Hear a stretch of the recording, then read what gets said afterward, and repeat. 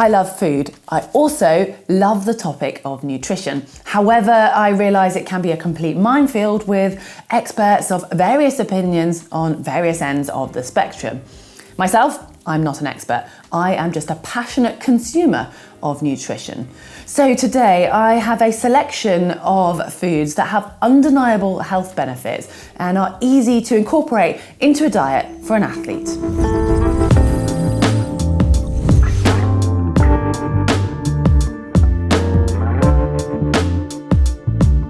I'm sticking with whole foods today. I'm going to start with probiotics, which you can actually take in supplement form, but there are plenty of delicious foods that contain these healthy gut bacteria. And a healthy gut can actually have a really positive impact on your physical health, but also your mental health. And in modern day life, sadly, the gut health is quite easily overlooked. And as athletes, we are definitely guilty of neglecting it. Think of an Ironman and the amount of refined, simple carbohydrate that we expect our stomachs to digest whilst pushing our bodies to our physical limit.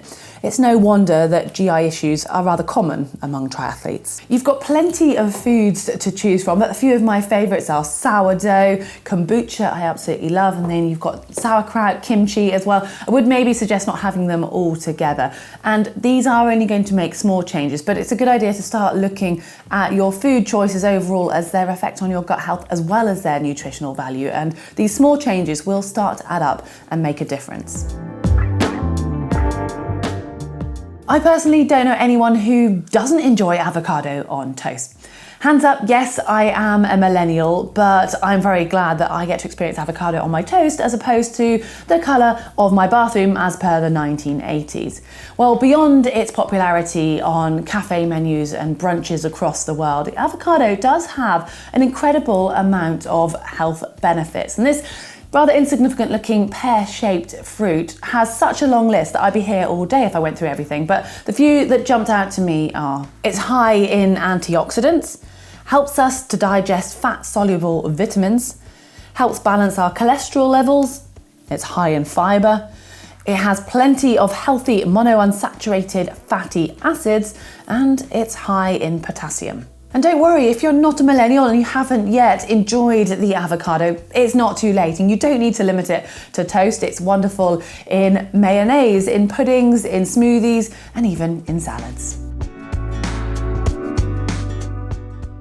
I personally use garlic in pretty much any savoury cooking I do, mostly for its flavour, but I do gather it does more than just keep the vampires away. And I'm not exactly sure of its health benefits, but I've been told there are plenty. I have childhood memories of adding ample amounts of garlic powder into the horse's feed, so I know it's got to be good for us. Well, I've had to look up exactly what it does. So it boosts our immunity.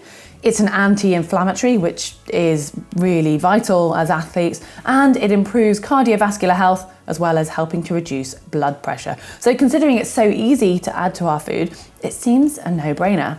And maybe a less obvious use for garlic is to treat athletes' foot. And no, it's not eating it, it's actually soaking your feet in garlic water. Not one that I'm going to try today, and I think there's not quite so much science behind that.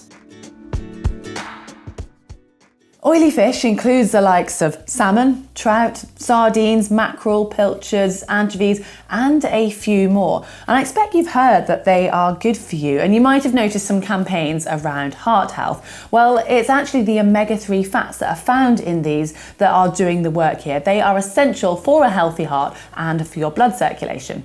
If you want the details, it's EPA and DHA that help protect the heart and the blood vessels by improving circulation, preventing blood clots, lowering blood pressure, and helping the heart maintain its rhythm. The benefits go beyond omega-3 fats though. Oily fish are also a strong source of vitamins A and D, plus some B vitamins such as calcium, zinc, iron, and selenium. Mushrooms. I'm talking obviously about the safe and legal variety here. They can split opinion on their taste, but there is no denying their nutritional benefits. They can help support the immune system thanks to their B vitamins and the antioxidant selenium. Then there's the unusual property being a source of vitamin D. Do check though that they've been exposed to UVB light when they've been growing, as that increases the concentration. Mushrooms have also been proven to help lower cholesterol, so they can help with blood pressure and circulation. And don't forget, they contain protein and plenty of fibre. The kiwi, the humble, hairy fruit that packs a punch well above its understated appearance. The kiwi is full of vitamin C, K, E, folate and potassium, as well as antioxidants and fibre. 1 cup of kiwi provides about 270% of your recommended daily allowance of vitamin C. It can also help in digestion, in part from the fibre, and if you want to eat the skin, then even more so, but also due to an enzyme it contains called actinidin that helps to break down protein.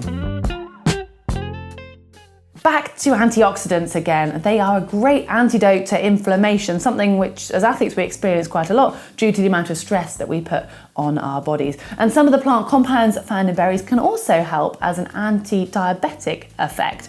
And when it comes to berries, the darker ones such as blueberries are actually relatively low in sugar and calories as fruit goes, and then sort of as the lighter they get, so you get up to raspberries and then strawberries, they get a little bit sweeter and as a result tend to have more calories in them.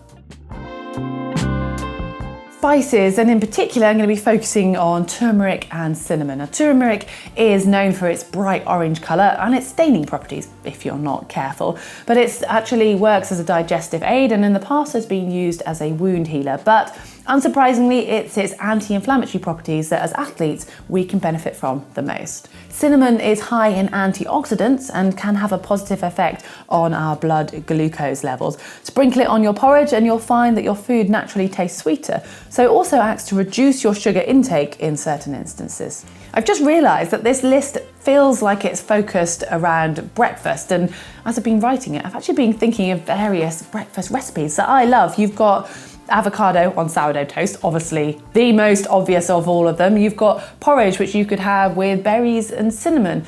You could have some sautéed mushrooms with a bit of garlic, or maybe make a smoothie with some berries, some kiwi, and even add some turmeric into that. I'm getting hungry at just the thought of all of it, but I would say it's maybe best to wait till later in the day for your oily fish and maybe for your sauerkraut, but who am I to say what you can eat and when?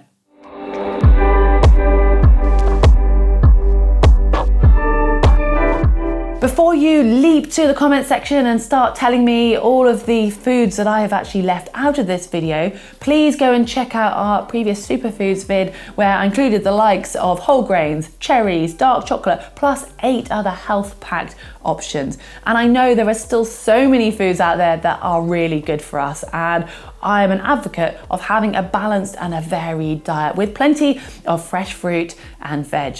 But all this talk of food, I'm getting a little bit peckish, and breakfast is now an all-day affair, isn't it? So I think it's time to go and have some avocado on sourdough toast, one of my favourites. Hopefully you've enjoyed this, it's given you some good food ideas. Give us a like if you have. Remember, you can check out our social media channels, follow those, and you can also subscribe and follow us here on YouTube.